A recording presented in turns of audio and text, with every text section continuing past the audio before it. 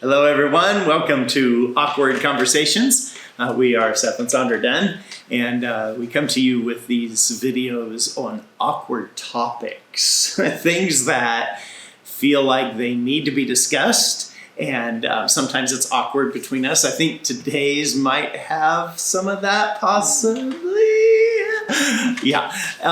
Or maybe it's awkward in our culture. Maybe it's awkward. I think that the one we might do in a month is more awkward in our culture. And so anyway, we talk about these things, right? So today we've chosen to talk about marital rules. It sounds so ominous. That was his title. Do you have a better title for it? I want to give full credit where credit's due. Oh my goodness. Could we say guidelines? Oh man. No, and shape this if you want to, but basically the thought here was to talk about those things that occur in every marriage where you come in with viewpoints and ideas, expectations, right? Yeah. And you come into this, what ideally is a lifelong relationship that intertwines your lives in most every way, and yet there's these things that mess with it, play with it. Yeah. Sometimes they're good, sometimes they're bad, sometimes they're just whatever, but you know, in my coaching, I run into people with lots of ideas about, and it's interesting because all the ones I'm thinking of right now, they're all not married yet. No. Oh, interesting. But they have these ideas, they have these things in their head of what marriage should be, will be, etc., what they expect of their person coming in. Yeah. So I just find it so interesting, and I'm thinking like, where do we get these ideas? Yeah, I know. You know? I was thinking about that some in preparation for this, is where do we get those ideas, you know? And a lot of it, I mean, you can start pinpointing things like, you know, you watch your own parents, you know, you watch you know, your family tendencies and so forth. You watch the culture around you. I think you and I both gained a lot from being teenagers, well, even preteen through the 80s. That was a real interesting in ultra time. Christian homes. Yeah, that really flavored marriages and homes, and some of it was good, maybe. And my religious background, extreme beliefs, really did flavor a lot of things, and so which then flavored it for you, and consequently it flavored it for us. And this was an interesting thought. I don't want to, you know, camp out too long on some of these things, but like you came into marriage with a lot of thoughts and expectations because of that religious background. What my role should be, and I was totally unaware of that, and unfortunately, we didn't have a way. We didn't talk about those things. We didn't know to. We didn't whatever. I mean, I wish we had. Yeah. But we didn't know how to. Right. So for you and I, there's definitely been some things we've tripped on that were just things we were unaware of. Right. But I think interestingly enough, you know, I think when we talk about rules, guidelines, you know, I've talked to people who, you know, they want to get married, but they don't want their spouse to be going out and doing things with their friends. Yeah. Or they don't want their spouse to have a girls' trip / guys' trip away from them. Right. Or they don't want to spend too many nights separated from their spouse. And all of those things, it's not right or wrong. It's not good or bad. I mean, obviously, depending on the motivation. Yeah. If the motivation's control, if the motivation is, I hate this guy, I got to get out of here. If the motivation is, you know, like depending on motivation. But of course, that thing in and of itself is not necessarily right or wrong, good or bad, but it can be a big sticking point, a big space for anger and frustration, whatever. You know, there are men who, if I were married to them, we would struggle a lot because they would not be willing to give me the alone time and the time away. That's really, really important to me. Right. And Right. thankfully, Yeah, I had an element of understanding that, right? Yeah. You know, because I have some of that similar need. yeah, I wouldn't say though that that has been without challenges. sure. You know, because I think about like for example, you know, we come into our relationship, we get married, and we begin forming this life.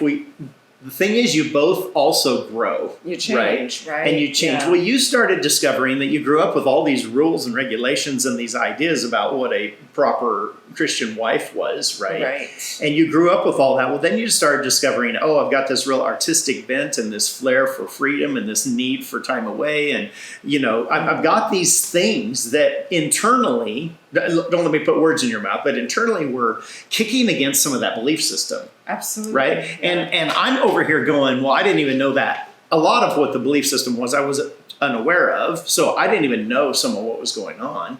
But I was willing to give her some of that freedom. Right? But then, there have been those moments where I extended you that freedom and then you went with it. And there have been a few things here or there that I've been like, well wait, hold on. Is this going to bite me? Mm-hmm.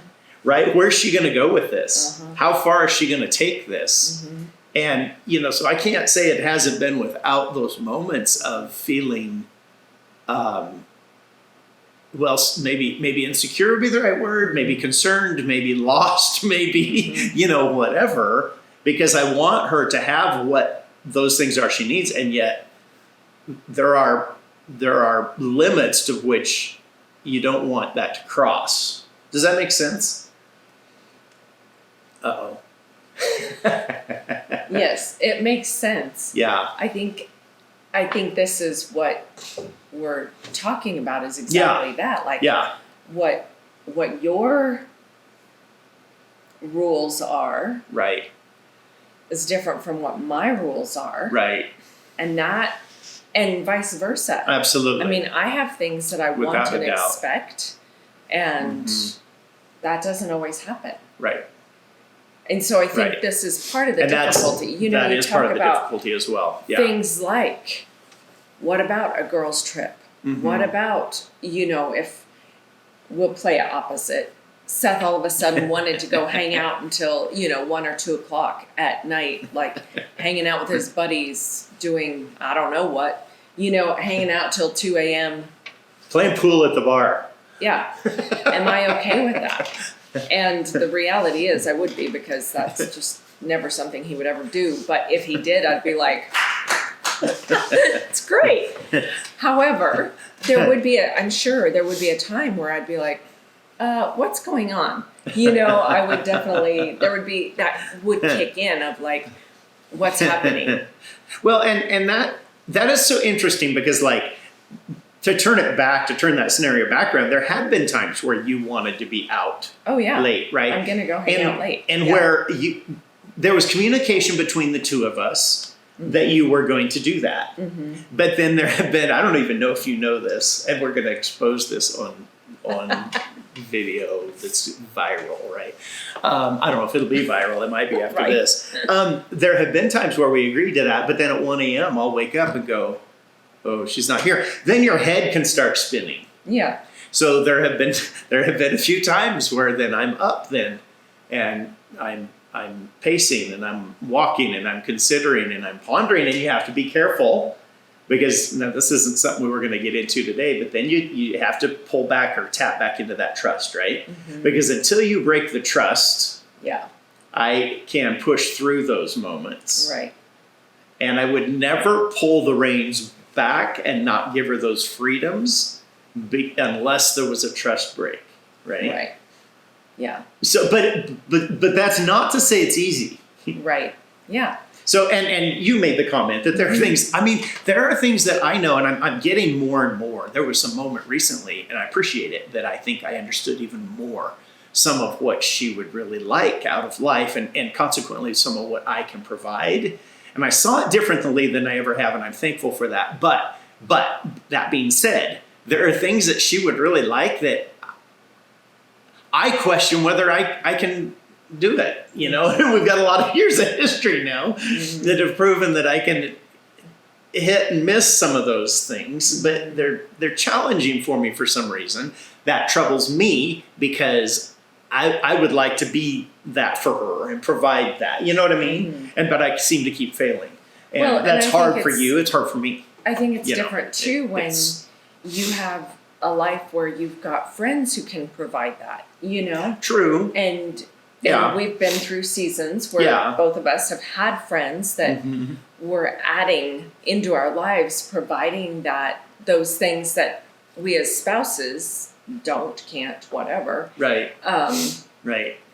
And that's been beautiful. Right. But then if something happens and that changes, there's a move, there's a death, there's a whatever. Like, those things change. They do. And that's, to me, I think that's one of the big things about having marital rules, marital guidelines, that this thing of like, when those things shift and change, as you grow, as I grow, like there's just constant change in marriage as a whole. You know, when we were first married, I didn't like it when he was gone for a night. He didn't want to be gone for a night, vice versa. Yeah. Now, we can enjoy some nights separate from each other, right? It's not like I can't wait to get away from him. It's not that. No, it's not that. But but at the same time, those times when I'm gone, you enjoy that. Those times when you're gone, I enjoy that. Yeah. And I think that's the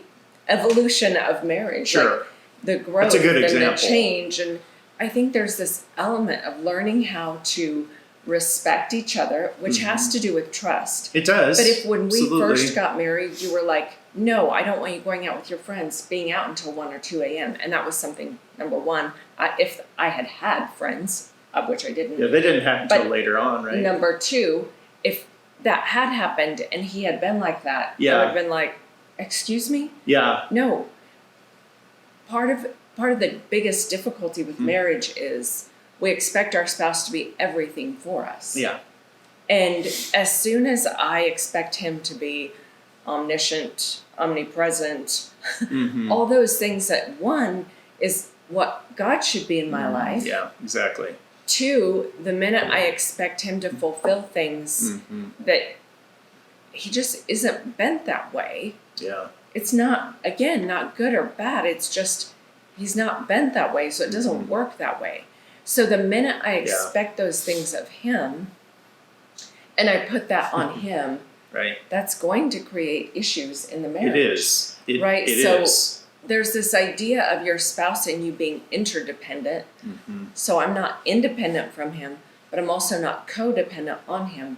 But we're interdependent, which means ultimately we get our fulfillment from God, and then whatever you don't fulfill, I can find in friendship, hopefully.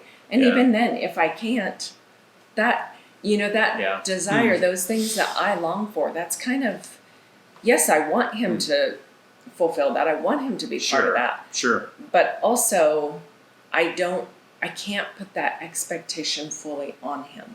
I also am not going to control him and say, no, you can never be away from me for a night. No, you can't go on a guy's trip. No, you can't go hang out with your friends. No, so there's just those, and we've talked all around this in other episodes where we've talked about codependence, right? Where we've talked about all of this kind of stuff, but there has to be trust between us. Room for growth. And there has to be the ability for both of us to fulfill what we can for each other, but then also to go outside of each other and find what we need in friendships as well. You know, the beauty of these videos, and yet the danger of them, is we're introducing topics that we can't dig all the way into. So like you've thrown out some powerful stuff there, like we're interdependent but not codependent, right? That's a big concept, right? Trust. Trust is a huge concept. So I'm just thinking about people that might be watching, and I'm thinking, if you're sitting here and thinking, yeah, but my spouse has broken trust. Okay, well then you have a whole thing there that has to be worked through in order for that marriage to work, right? or to get healthy again. And I'm even thinking about if you don't understand the difference between interdependent and codependent, it's worth your time to dig into those, because there's definitely an element of it. I'm thinking about even a subcategory of what you just said, that there's an element of, okay, there are things that I'm learning that Sandra would like as my wife. I'm not really bent in some of those ways. So then it's not okay for me just to be like, yeah, I'm not bent that way. So sorry, you're out of luck. Right, because then you get to grow. Because you unpacked a little bit there the idea that it's not fair of you to expect some of those things of me at a certain level, and vice versa, if I'm not bent that way. I appreciate that deeply, but that does not give me an excuse to not press into that. Yeah. The minute he says, well, that's just not who I am, what that would say to me is, I don't care about you enough to try to learn and grow and change. Right. Exactly. Right. Exactly. And it goes, this is both ways. You know, and I even think about, gosh, you know, there's so much depth that could be unpacked on some of these things. But I was just thinking about, you came home one night. We're just being real here, right? Yeah. But you came home once from, actually, I think you had been not even home that night, but home like the next day or whatever. You'd been out with a friend, and you came home and you told me, hey, we were at this, and it was a location I was very familiar with, but we had been at this kind of restaurant bar kind of place, and there were people dancing and having fun, right? Something that's not my jam.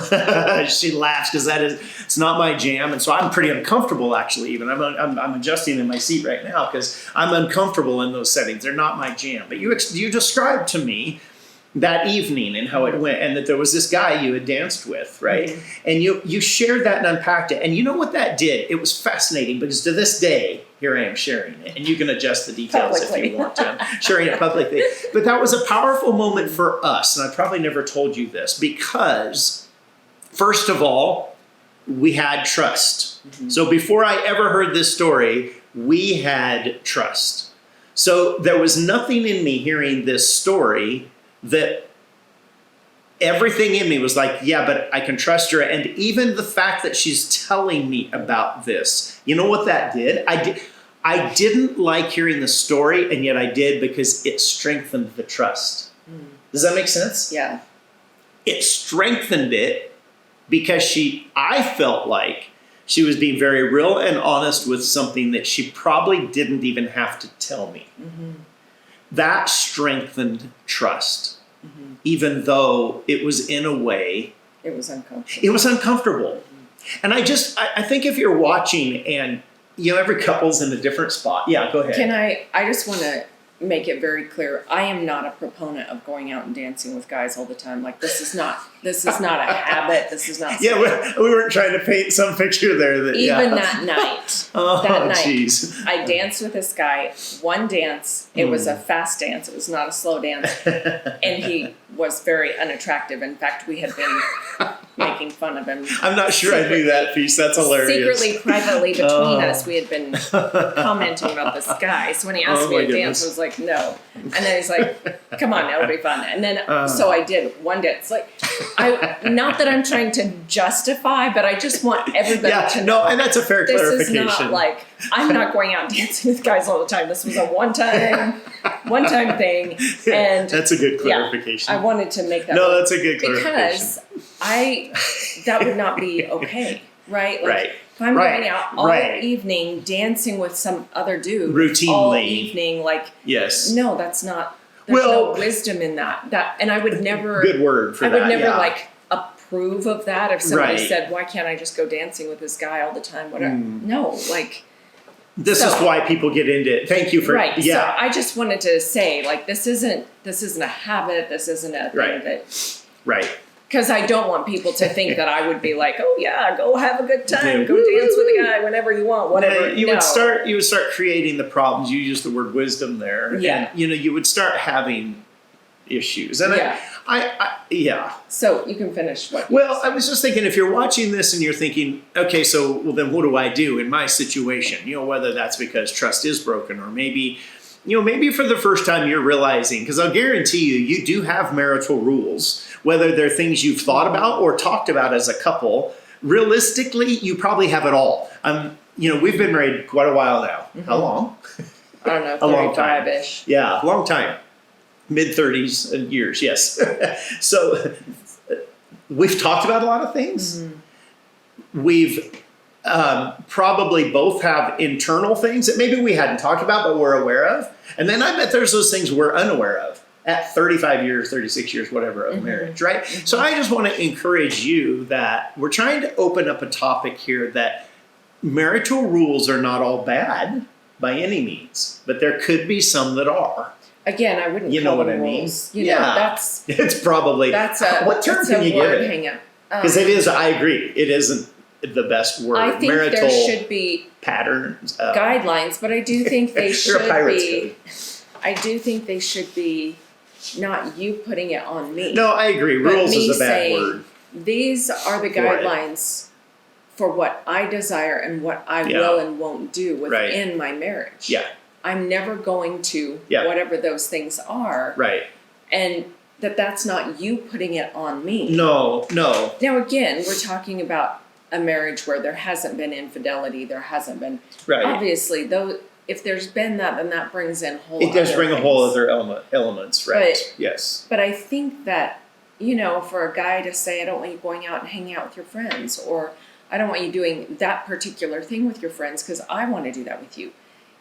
That feels controlling. That feels... Well, it definitely would need to be walked through, right? And I think get to the root of why does, in this scenario, why does he feel that way? What is going on there? Right. And walk it through, and then come to a solution together. But again, if there's trust and there's communication, you guys can work that out, right? So it doesn't have to be these like hard and fast rules of this and this and this and this the way it is. Rather, you have trust and you have communication so that you can walk things through together as a team. Yeah, which comes to that, being interdependent, right? Because there are things that I'm glad she can go do with friends because there are things I don't want to go do.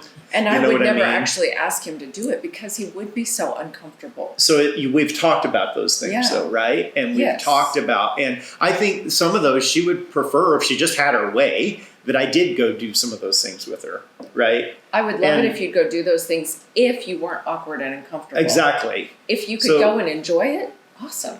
But if I can't, and vice versa. I mean, all of these things are both are two-way streets. Yes. So I just feel like maybe there's, I think with the reason we wanted to approach this, and I would agree with you. I don't like the term marital rules. It's not so much that. It's just it's almost the marital culture.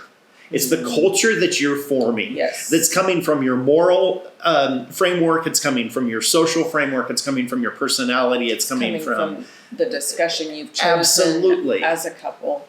And I think probably too, this is where I would lay I was going to say challenge, but I mean that in a good way. But if you have areas that you're not talking about, but they're bothering you, then you should find a way to communicate. Yeah, right. Absolutely. And what'll end up happening is you'll end up bringing peace, right? Yes. You'll end up bringing maybe healing to an area that needs it, or strength to an area that needs it.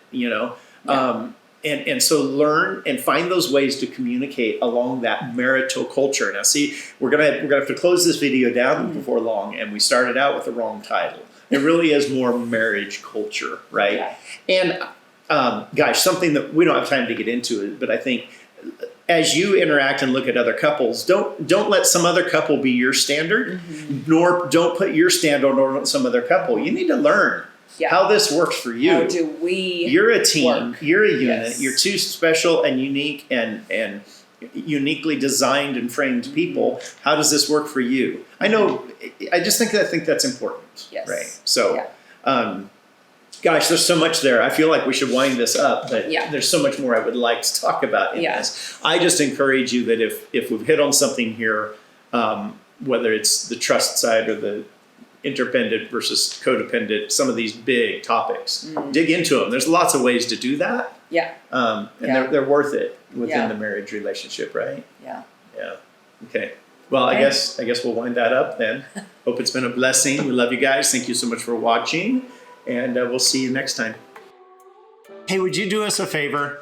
Awkward Conversations is a lot of fun for us to produce. I think it's fun. I don't know if you think it's fun. That's a whole nother topic, but would you ring the bell, watch our videos, share them, like them, do all those things that help notify people that, hey, this is out there and it's content worth watching. Thank you.